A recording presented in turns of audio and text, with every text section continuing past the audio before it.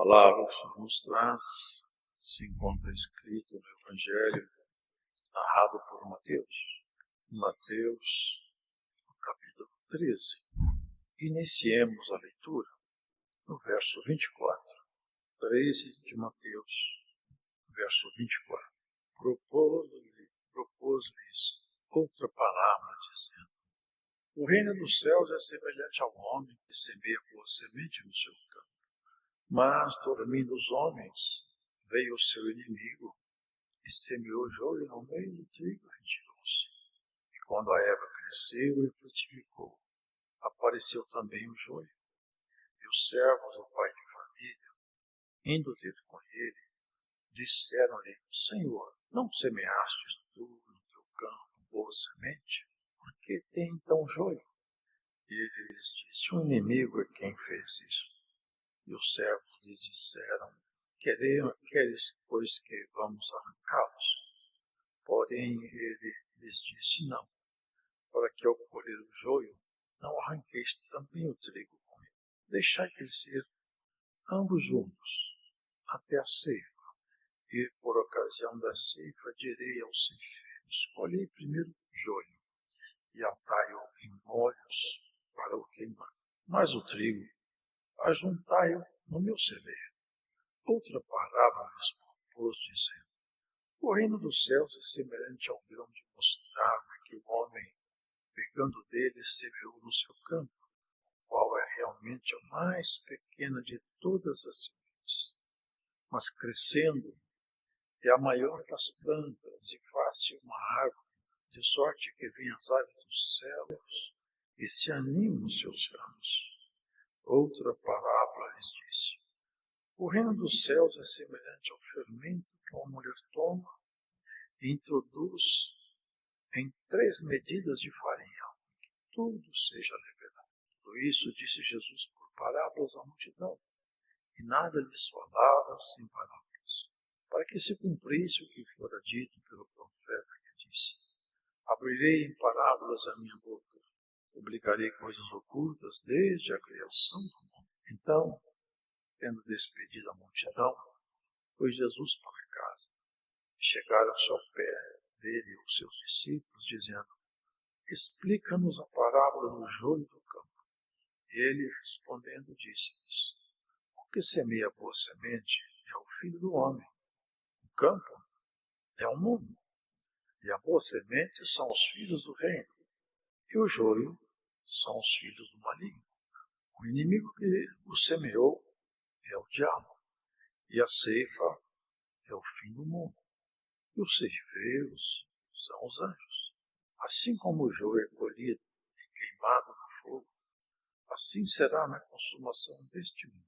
Mandará o Filho do Homem os seus anjos, e eles colherão do seu reino tudo o que causa escândalo, e os que cometem iniquidade, e lançá-los-ão na fornalha de fogo.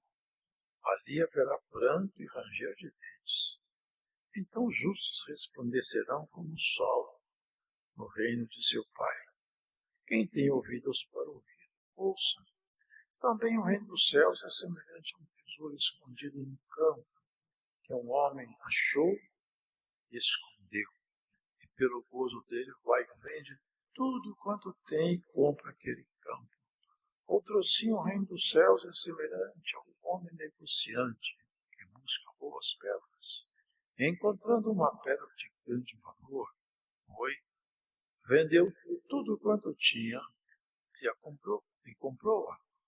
Igualmente, o reino dos céus é semelhante a uma rede lançada ao mar, e que apanha toda a qualidade de peixes.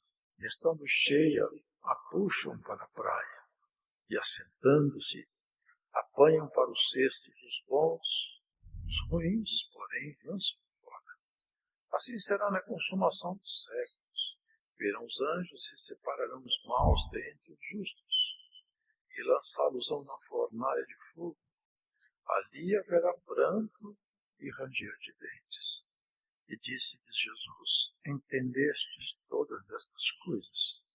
Disseram-lhe eles: sim, Senhor. E ele disse-lhes: por isso, todo escriba instruído acerca do reino dos céus é semelhante a um pai de família, que tira do seu tesouro coisas novas e velhas. E aconteceu que Jesus, concluindo estas parábolas, se retirou dali. E chegando a sua pátria, ensinava-os na sinagoga deles, de sorte que se maravilhavam e diziam: de onde veio a este a sabedoria e essas maravilhas? Não é este o filho do carpinteiro?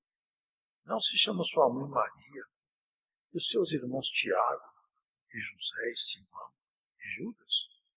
E não estão entre nós todas as suas irmãs? De onde lhe veio, pois, tudo isto? E escandalizavam-se nele. Jesus, porém, lhes disse: não há profeta sem honra, a não ser na sua pátria e na sua casa.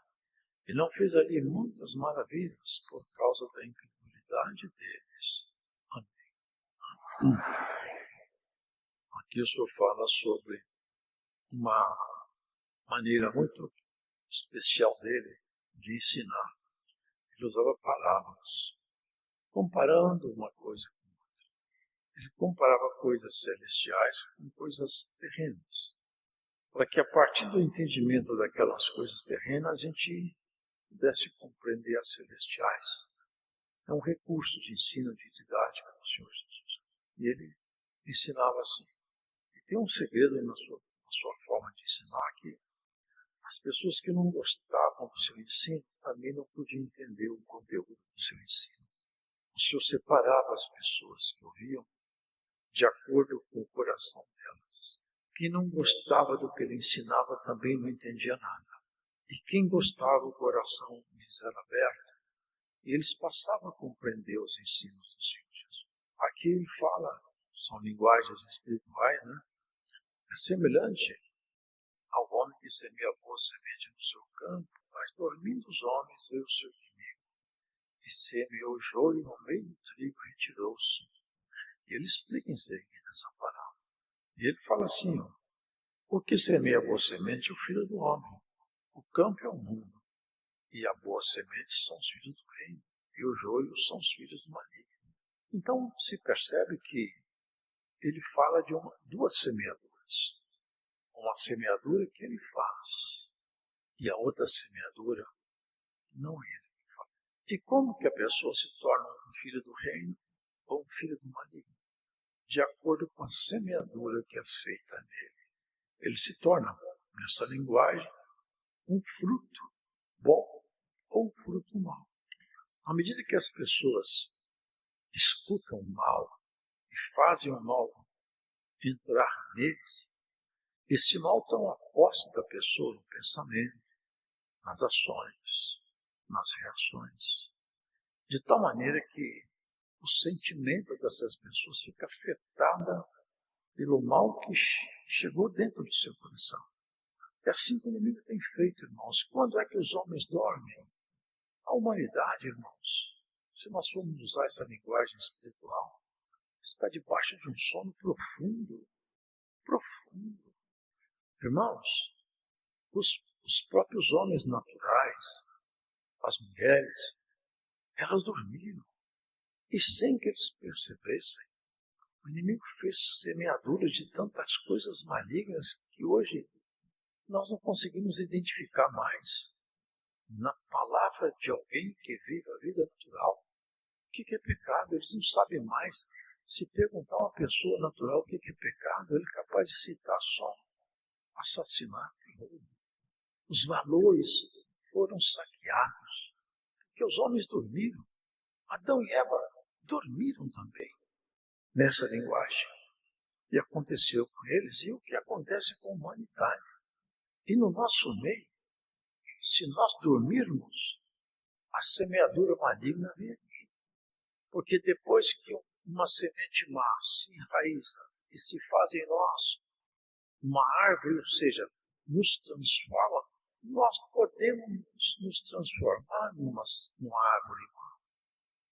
E ele chama os filhos, aqui ele fala assim, quem são, então, esses que são semeadura, o joio? São aqueles que o inimigo semeou. Mas o inimigo não semeou. Aonde que o inimigo semeou? Aqui na terra. É aqui que ele semeou. E por quê? Porque os homens dormiram. Que pelo menos entre nós, ninguém dorme, irmãos. Ninguém durma. Está escrito assim, e é interessante essa linguagem, né? Elas têm duas frases. Desperta tu que dormes, e Cristo te esclarecerá. Então, a proposta de Cristo é um despertamento, mas sobretudo na igreja. Porque as pessoas que estão lá fora, elas não estão só no sono. A linguagem é mais forte, elas estão na morte. Está escrito assim, ó. Olha que linguagem que o senhor usa. O senhor falou com um jovem uma vez que ele queria seguir Jesus. O senhor falou com ele. Ele falou, me segue, eu te sigo. Deixa eu primeiro enterrar meu pai e minha mãe. Deixe que os mortos enterrem seus mortos. É impossível um morto enterrar o outro. Mas espiritualmente é possível. Porque estão tão afastados de Deus que eles morreram num sono da morte. Mas nós fomos acordados, não podemos dormir outra vez. A irmã e o irmão não podem dormir. Senão a semeadura do mal, ela vai fazer lugar em você. Mas em nós tem que ser a semeadura da palavra de Deus. Entrando em nós a palavra. E quanto mais a palavra de Deus, ela nos alimenta, tanto menos nós estamos sujeitos a esse sono maligno. Olha, irmãos, esse sono faz as pessoas adoecerem e faz as pessoas dormirem. Uma vez Paulo, o apóstolo, escreveu uma carta aos Coríntios e ele falou assim, acerca do costume deles, porque eles não entenderam o que era a Santa Ceia. Eles comiam muito e se embebedavam, inclusive. E Paulo repreendeu-os duramente numa carta. Falou assim, é por causa disso mesmo que tem vocês muitos fracos, muitos doentes e muitos que dormem. Será que nós podemos entender isso, irmãos? Nós não podemos dormir, porque o tempo não permite mais que nós dormamos. São mudanças cada vez mais fortes, onde as pessoas vão perdendo gradativamente tudo que é sentimento de família, de amizade, de proximidade, e nós estamos distanciados de tal maneira, como nós temos visto. Você sabe isso? Nas famílias, quando tem uma mesa grande, cada um no seu celular, ninguém conversa mais. Quase ninguém olha. Irmãos, não durmamos. Não durmamos. Porque se dormirmos, podemos ter uma semeadura ruim em nós. Mas a semeadura de Deus é maravilhosa. A palavra dele, ela crescendo, nos faz uma árvore frutífera. É precisamente isso que ele fez conosco. Agora, é muito triste isso aqui, né? Ele fala aqui, ó. Olha que pesado. O joio são os filhos do maligno. Já pensou o que é ser chamado filho do maligno? Nunca aconteça com um de nós de sermos chamados assim pela nossa conduta, mas que sejamos chamados como filhos de Deus. Quem nos conhece, está perto de nós, próximo, pode falar, as suas obras são obras de filho de Deus. Filha de Deus. É exatamente essa a proposta. O Senhor está me ensinando. Porque tem muitos que dormem. Tem muitos que não vigiam mais. Tem muitos que deixam de pôr atenção no Senhor. A distração do mundo. Hoje nós vivemos um mundo de entretenimento. Nós temos todo dia coisas que chegam no celular. Coisas para olhar, para ver. E nós perdemos o nosso foco de nossa atenção. Nós não podemos perder nosso foco, irmãos. A nossa vitalidade. Só vai comparando. Ele falou que o reino dele é semelhante a um grão de mostarda. Tinha um homem pegando dele e semeou no seu campo. Vocês podem perceber, claro, uma figura de linguagem. Porque o grão de mostarda, eu tenho em casa a sementinha de mostarda. Desse tamanho, pequenininha. Mas lá na horta, ela fica maior das árvores das árvores da horta. Ela cresce muito. E assim é conosco. Não precisa de muita coisa, irmãos. Nós, tendo um pouquinho de fé, já começa uma obra em nós. É semelhante a isso. É semelhante a esse grão de mostarda que parece uma coisa insignificante, mas depois que brota e a árvore se faz grande, até os passarinhos fazem ninho nos seus galhos. Assim é a proposta de Cristo conosco, que em nós haja a formação de uma natureza nova. Isso exatamente, irmãos, é o nascer outra vez. Nascer outra vez é ser revigorado para a eternidade. Por isso que Paulo fala numa carta dele: se já ressuscitastes com Cristo, buscai as coisas que são do alto. Nós ressuscitamos. Nós éramos mortos até o dia que Jesus Cristo entrou em nós. A partir desse momento nós revivemos. Nós somos vivos agora. Agora vigiamos, andemos vigilantes, atentos, para que não suceda que a gente possa oscilar. Olha, o reino dos céus é semelhante a uma mulher que introduz em 3 medidas de farinha até que tudo seja levedado. Nesse caso aqui, essa farinha não é má, porque esse levedo aqui é o reino dos céus. Eu acho que eu entendo, assim. Nós somos transformados em todo o nosso corpo, alma e espírito. Nós somos transformados pela palavra, pela graça do Senhor Jesus. O homem ou a mulher transformada por Deus, ela pensa, ela sente, ela age segundo, pode errar, porque nós erramos, mas a nossa ação é direcionada por sentimentos bons, por desejos nobres, não por desejos escusos, desejos pecaminosos. E entre nós, isso, irmãos, tem que se alastrar, porque, irmãos, o pecado parece uma coisa insignificante, mas é terrível. Ele é comparado. Irmão, a lepra no passado era uma doença incurável. E ela tinha um problema porque, além de ser incurável, ela era deformante. E era altamente contagiosa.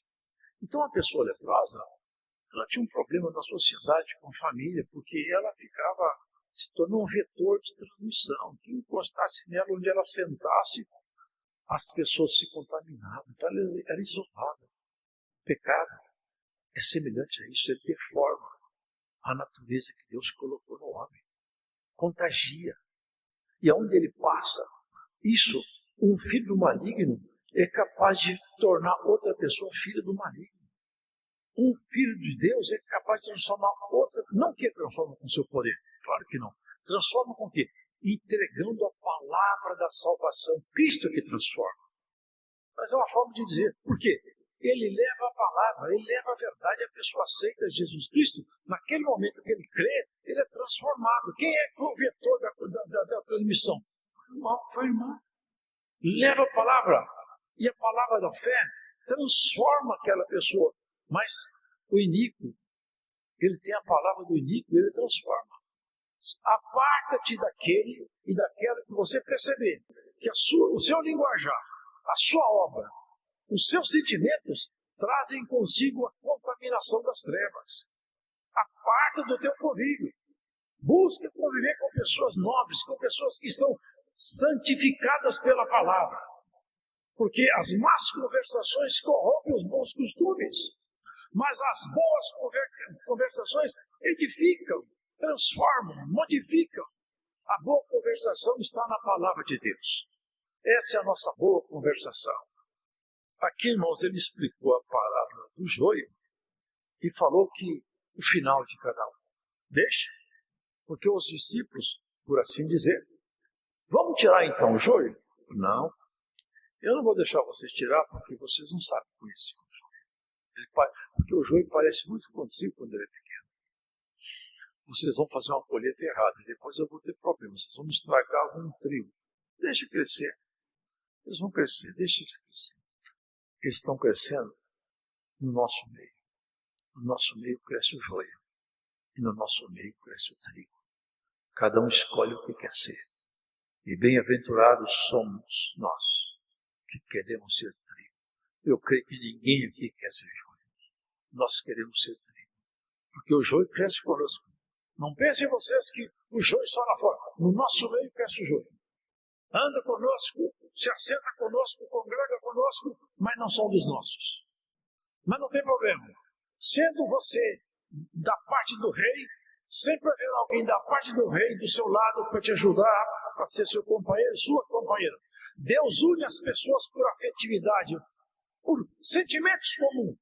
vai unir você com quem tem o sentimento comum da salvação. Uma água, você pode pegar óleo e pôr na água e balançar o tanto que for. Quando você largar, a água se separa do óleo. Assim é o filho do reino com o filho da treva. Assim é o joio com o trigo. Nós não viveremos participando da mesma mesa de sentimentos. Somos diferentes. Teremos em nós, não julgando ninguém fora, mas saberemos discernir com quem convém assentar, com quem convém conviver. Temos que ter frutos de filhos de Deus. Os filhos de Deus dão alegria aos céus. Alegra o Senhor. Paulo fala que esses tais são cheiro de vida. É como se Deus, numa linguagem, é como se ele cheirasse aqui embaixo da terra e sentisse um perfume. E de onde sai o perfume? Dos filhos e das filhas de Deus. Porque eles exalam o perfume da fé, da santificação, da vida voltada à salvação. É precisamente isso que Deus quer encontrar em cada um de nós, irmãos. Não se envolva em questões loucas dessa vida, mas mantenha a sua vida dentro do caminho do Senhor, que muitas vezes parece apertado, mas para nós não é apertado. Para quem está lá fora, vai ser estrada e não me cabe, não cabe, mas a gente cabe aqui. Sabe por quê? Aqui nós não trazemos a bagagem que eles trazem. Nós deixamos o pecado lá fora, não temos a bagagem do pecado. Aqui nós vamos caminhando na nossa simplicidade, e o nosso alvo está lá na frente, onde o rei nos espera. Falou outra parábola. Também o reino dos céus é semelhante a um tesouro escondido no campo, que um homem achou e escondeu. E pelo gozo dele vai e vende tudo quanto tem e compra aquele campo. Vocês percebem que é uma figura de o reino dos céus é semelhante assim. Agora, como é que pode ser isso? Como alguém pode comprar o reino dos céus? Certamente não é com dinheiro. Isaías falava, compra e vem, compra, sem dinheiro e sem preço. Compra-se sem dinheiro e sem preço. Esse tesouro que esse homem achou no campo, eu acho que eu sei quem é esse tesouro. Acho que o nome dele é Jesus. É um tesouro que alguns acharam e deixaram tudo quanto tinha. Pedro, os apóstolos falaram, Senhor, nós deixamos tudo por amor de Ti. O que isso vai dar para nós? Senhor, olha, 100 vezes mais nessa vida. E por fim, a vida eterna. Só que eu não acho que Pedro ficou 100 vezes mais rico. Nem Paulo, nem Tiago, nem Barnabé. Onde estava a riqueza deles? Aqui que está o segredo.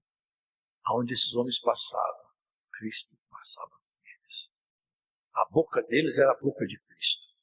O olhar deles era o olhar de Cristo. Pedro olhou o homem pedindo esmola no templo, na porta formosa do templo. Mas ele não olhou com o olhar de Pedro, ele olhou com o olhar de Cristo, olhou dentro do homem, viu dentro dele o fé, falou, levanta-te e anda. Pegou a mão dele, o homem pulou, saiu saltando dentro do templo. Por quê? Eu vou te fazer rico, mas das riquezas minhas, não das riquezas. É essa a expressão, as riquezas do céu vão passar para você. Irmão, você quer ser as riquezas do céu?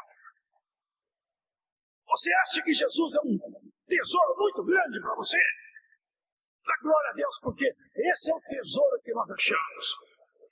Compra com sua fé, compra com sua obediência. A salvação não, a fé. Nós somos salvos pela graça mediante a fé. Quando você creu e aceita Jesus Cristo, você comprou. Você deixou tudo. Agora, esse tesouro é meu. Essa é a nossa riqueza. Paulo falou, eu sou circundado no 8º dia, hebreu de hebreus, da tribo de Benjamim, circundado no 8º dia, e tantas coisas mais. Mas eu reputo tudo isso por lixo, porque encontrei outra riqueza agora.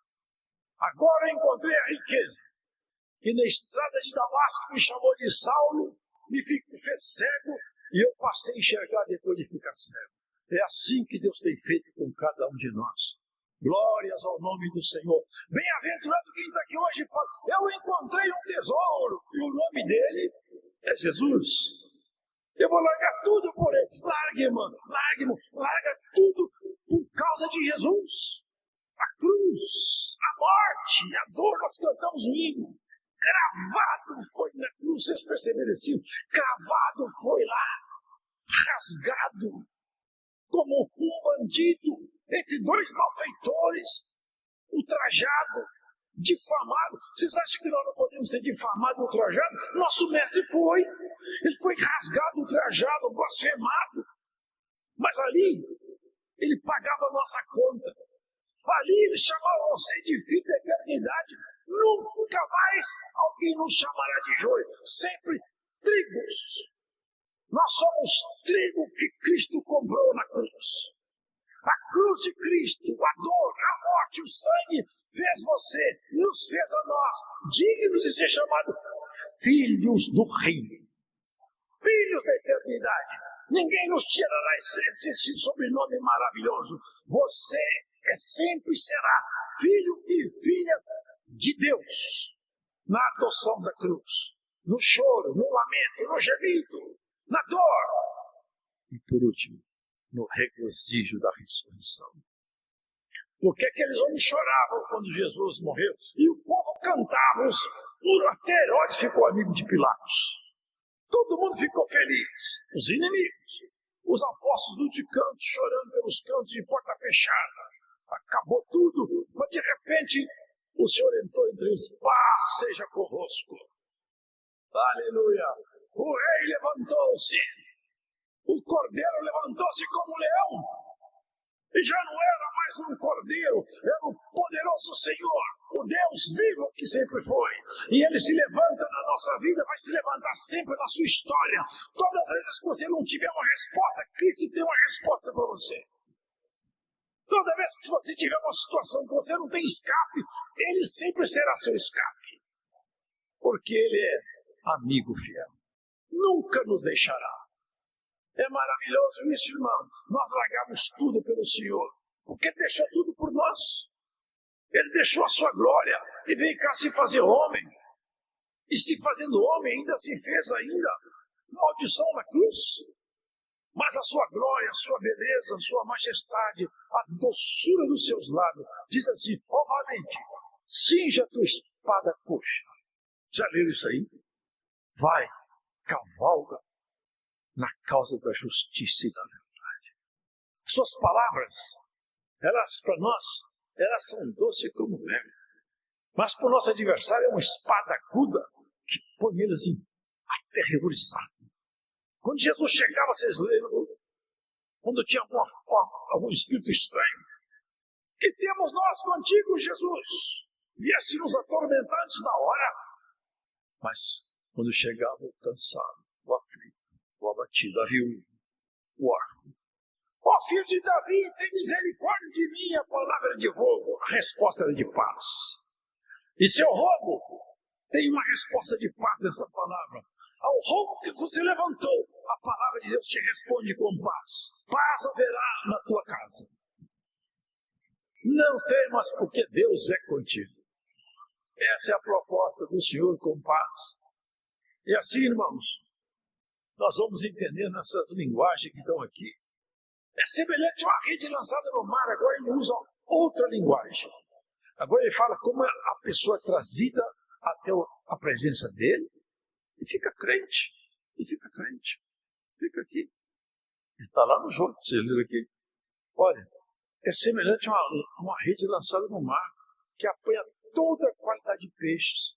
Quando ela está cheia, puxa para a praia, assentando-se, apanha para os cestos bons e os ruins, porém lança fora. A rede foi lançada e veio muito peixe. Mas tem uns peixes que vêm para cá. Tem peixe no mar que você não pode comer, que ele é venenoso, você sabia? Tem peixe que tem veneno. Assim o Senhor traz para o nosso meio. Mas tem uns peixes que nunca aceitam a transformação. Nunca aceitam. Sabe o que acontece? Quando traz para a praia, essa praia aqui é o acerto de conta final. Quando chegou o acerto de conta final, você fala assim, esse peixe aqui, não quero, vai para o mar. O mar é o lugar onde a água é salgada, vai viver o desprezo eterno. Mas os peixes bons, deixa esses peixes comer. Esses peixes vão comer. E nós somos os peixinhos que o Senhor Jesus trouxe para perto dele. Deus nos mantenha fiel nessa caminhada, nessa jornada, e com segurança, irmãos, que Ele falava essas parábolas e eles ficavam com raiva dele, não gostavam. Mas aqueles que tinham um coração sensível, eles pulavam de alegria, eles gostavam. João gostava tanto de ouvir sobre Jesus que até deitava a cabeça no peito, até ficava escutando. Como é bom escutar a palavra do Senhor. Como eu gosto que ele fala comigo. Eu acho tão gostoso. Assim as pessoas cansadas, eles diziam, Maria, você lembra de Maria? Marta foi fazer comida, Maria falou assim, eu não vou nada, eu vou ficar aqui. Jesus conversava, e eu não sei o que eles falavam, mas certamente Marta não falava das coisas da terra. Porque Jesus falava sempre das coisas de cima, ele veio de lá. E nós queremos falar como falar das coisas lá de cima também. Nós ficamos muito preocupados com as coisas que de baixo nós vamos acabar nos contaminando. Se nós falarmos muitas coisas de cima, nós vamos acabar gostando mais do céu do que da terra. E oxalá que isso aconteça conosco. Que você se apaixone cada vez mais por esse tesouro que você encontrou, chamado Jesus. Como é feliz a homem e a mulher que ama Jesus. Porque pode acontecer o que acontecer. Não importa. O salmista falava, olha, pode até os montes se mudarem de lugar. Como quem diz, pode até a terra partir-se pelo meio. O meu negócio é com Deus. Eu estou firmado no Senhor. Dele eu não abro mão. Que a figura mais clássica que os livros bíblicos nos trazem, ilustra de uma forma muito bela. É Jó. Solene, clássico. Quando tudo acabou, e o inimigo jurava que aquele momento era o momento da desgraça de Jó. Foi o momento que ele mais foi exaltado perante Deus, não perante os homens. Foi o momento que certamente Deus deve falar em cima. Ei, Jó, que bom, hein? Esse homem só me traz alegria. Quando ele perdeu tudo, e aquele espírito falou, ele vai blasfemar do teu nome na tua face. Jó falou, eu nasci nu eu voto por vento da minha mãe. Bendito seja Deus. Ai, que grandeza, que nobreza, que amor. E ele não conheceu Jesus. Mas você conhece Jesus. Não dá para a gente ter a grandeza de Jó, mas para gostar e dar valor nesse tesouro. Irmão, irmã, ao final desse culto hoje, irmão, irmã, onde você estiver, faça Jesus Cristo o seu grande tesouro da sua vida. Sabe o que está escrito? Aonde tiver o seu tesouro, ali você vai pôr seu coração. Se o seu tesouro estiver em Cristo, seu coração está no céu. Ninguém vai roubar, ninguém vai minar, você não vai ser trapaceado, porque as demais coisas Ele te dá. Quando Deus quer, eu já vi o Senhor fazer isso aí. Já vi. Tem pessoas que não têm nada, o Senhor põe lá em cima, eu já vi o Senhor colocar pessoas na liderança de indústria, de empresa, de universidade. Ele faz o que Ele quer. Mas o assunto dele não é esse, não, mas ele faz. Alguém fala, Deus não interfere nas coisas materiais, interfere. Deus abençoa, Deus abre porta de emprego, Ele abre, Ele abençoa a saúde, Ele cura enfermo, expulsa espírito, Ele não parou de expulsar espírito. Onde tem um espírito ruim, se você chamar Jesus Cristo, manda ele embora, Ele não parou. A autoridade dele nunca vai diminuir. Ele continua capacitando. Ainda ontem nós escutamos tanta coisa boa. Pessoas que foram capacitadas por Cristo. Ele capacita. Eu acho, pela Escritura, que ninguém pode ter dúvida que Pedro foi capacitado por Cristo. Não é verdade? Eu acho que ele foi capacitado, porque, imagina bem, ele era pescador. Alguém fala, ele conhecia a Escritura. Claro que ele conhecia, ele frequentava a sinagoga, mas é um conhecimento rude. Não era um conhecimento sofisticado. Pedro não era um homem sofisticado. Ele era um homem rude, ele era pescador. Pescador fica o tempo no mar, viu, estudando. O negócio dele é pescar. É mar. Mas de repente esse homem abriu a boca. E pela inspiração desse Espírito maravilhoso que tomou você, vai tomar mais e mais. Esse homem pregou 3.000 almas, converteram, irmão. É o poder de Cristo nele. 100 vezes mais nessa vida. Assim diz o Espírito de Deus a nós. 100 vezes mais aqui, se você quiser a riqueza do céu. E o que precisar na sua vida material, quando ele achar que deve, ele põe na sua mão. Ele faz até os que não gostam de você gostar por um tempo. Para te ajudar. Porque Ele é Deus. Sabe o que diz a palavra?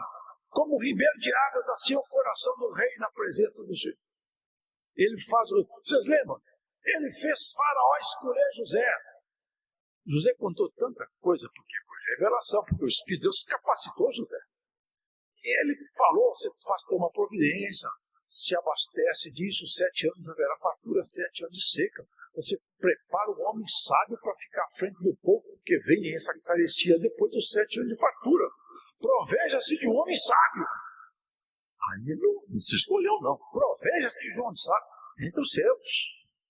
Deus pegou o coração do Faraó, assim, o homem sábio é esse aí. Quem é que eu vou escolher? Olha, se Deus te deu essa revelação toda, você deve ser tal homem. Vê como é que Deus mexe no coração das pessoas. Ele mexe, irmãos. Ele mexe. Deus, Ele só quer a nossa fé, a nossa obediência. Ele não precisa de ajuda para trabalhar. Mas Ele quer a nossa postura, o nosso posicionamento nesse campo de batalha. É só isso. Nós não temos competência para nada, irmãos. Nós não temos competência. Nós não conseguimos nem falar para o nosso coração, bate mais rápido, bate mais devagar. Nós não conseguimos governar o nosso próprio. No nosso órgão tem várias coisas que funcionam independente de nós, circulação sanguínea, respiração.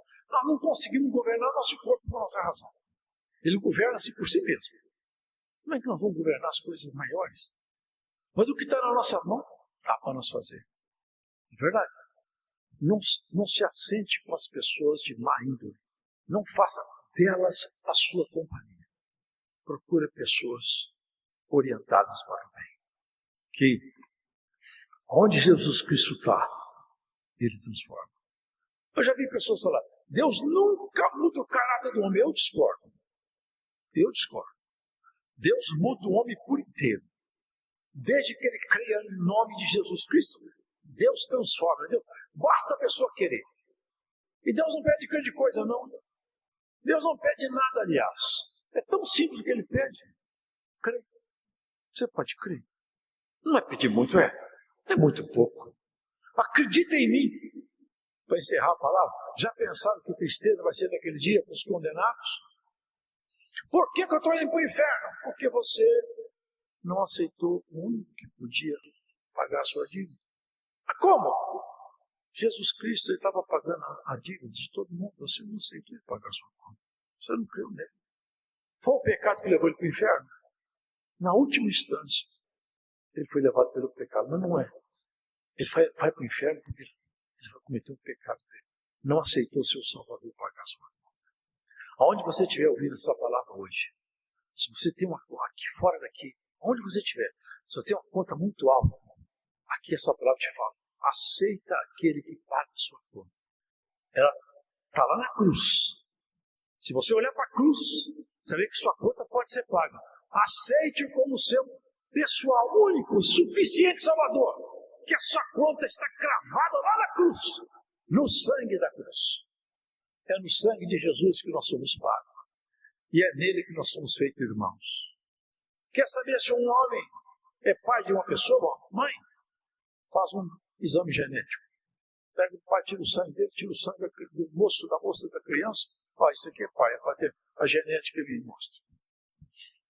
Quer saber se nós somos irmãos? Vê se o sangue de Jesus te regenerou. Você foi regenerado pelo sangue de Jesus? Nós somos irmãos. Uma vez alguém queria me provocar me perguntou, no ambiente religioso, eu sou seu irmão? Ele esperava a resposta minha, mas aquele dia o senhor me instruiu. Falei, se você tiver o Espírito Santo dentro de você, eu sou seu irmão. Eu sou irmão de todo mundo que tem o Espírito Santo. Deus seja louvado.